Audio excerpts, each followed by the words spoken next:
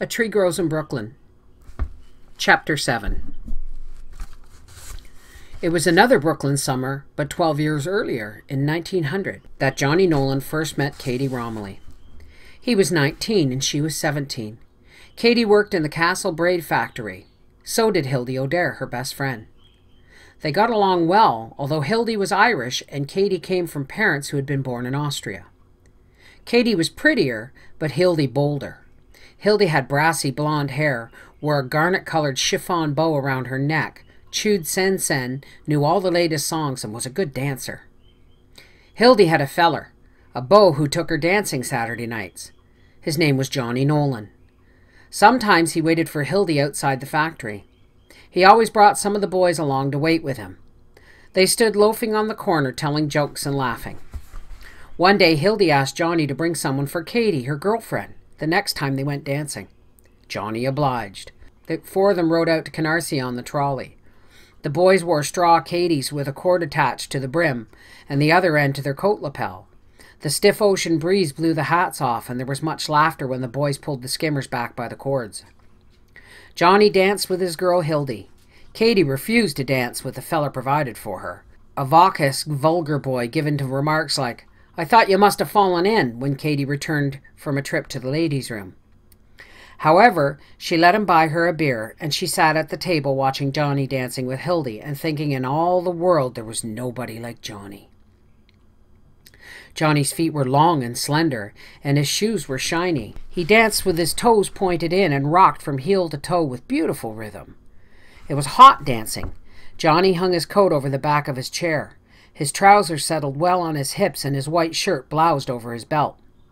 He wore a high stiff collar and a polka-dot tie, which matched the band on his straw hat. Baby blue sleeve garters of satin ribbon shirred onto elastic, which Katie had jealously suspected Hildy had made for him. So jealous was she that for the rest of her life, she hated that color.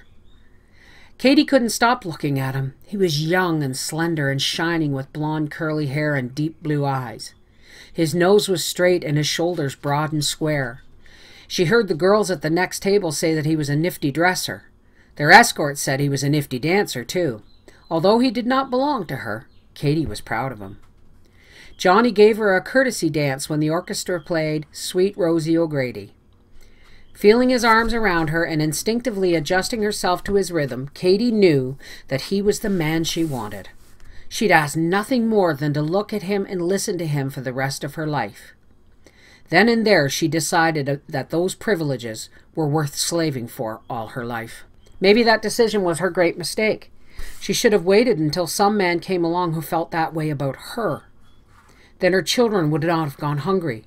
She would not have had to scrub floors for their living, and her memory of him would have remained a tender, shining thing. But she wanted Johnny and no one else, and she set out to get him. Her campaign started the following Monday. When the whistle blew dismissal, she ran out of the factory, reached the corner before Hildy did, and sang out, "Hello, Johnny Nolan." "Hello, Katie, dear," he answered. After that, she'd managed to get a few words with him each day. Johnny found that he was waiting around on the corner for those few words.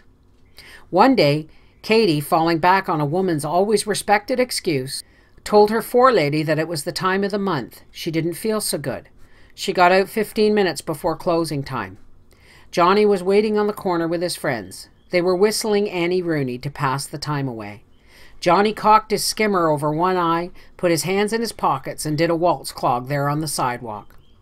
Passers-by stopped to admire. The cop, walking his beat, called out, "You're losing time, sport. You ought to be on the stage." Johnny saw Katie coming along, stopped performing, and grinned at her. She looked mighty fetching in a tight-fitting gray suit trimmed with black braid from the factory. Intricately whirled and swirled, the braid trimming was designed to call attention to her modest bust, already helped out by 2 rows of ruffles pinned to her corset cover. With the gray suit, she wore a cherry-colored tam pulled over one eye and Vicky Kid high-buttoned shoes with spool heels. Her brown eyes sparkled and her cheeks glowed with excitement and shame as she thought how fresh she must look, running after a feller like that. Johnny hailed her. The other boys drifted away. What Katie and Johnny said to each other on that special day they never remembered. Somehow, during their aimless but oh so significant conversation with its delicious pauses and thrilling undercurrents of emotion, they came to know that they loved each other passionately. The factory whistle blew, and the girls streamed out of Castle Braid. Hildy came along in a mud-colored brown suit, and a black sailor skewed onto her ratted brassy pompadour with an evil-looking hat-pin. She smiled possessively when she saw Johnny, but the smile changed to a spasm of hurt, fear, and then hate when she saw Katy with him. She rushed down on them, pulling her long hat-pin from her sailor. "He's my feller, Katy Romilly," she screamed, "and you can't steal him away." "Hildy, Hildy," said Johnny in his soft, unhurried voice. "I guess this is a free country," Katy said, tossing her head. "Not free for robbers," yelled Hildy, as she lunged at Katy with her hatpin. Johnny stepped between the girls and got the scratch down his cheek. By this time, a crowd of Castle Braid girls had gathered and were watching them with delighted cluckings. Johnny took each girl by the arm and steered them around the corner. He crowded them into a doorway and imprisoned them there with his arm while he talked to them.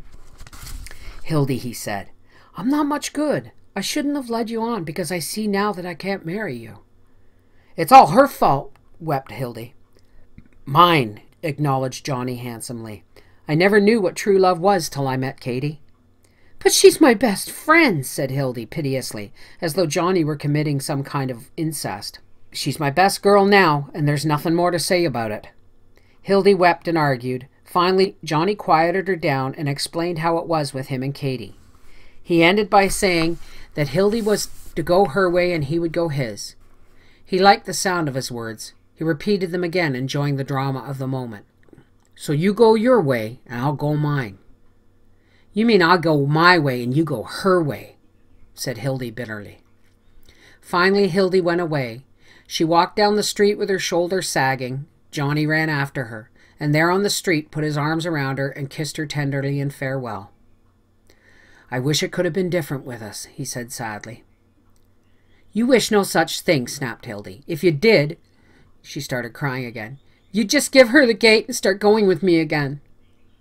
Katy was crying too.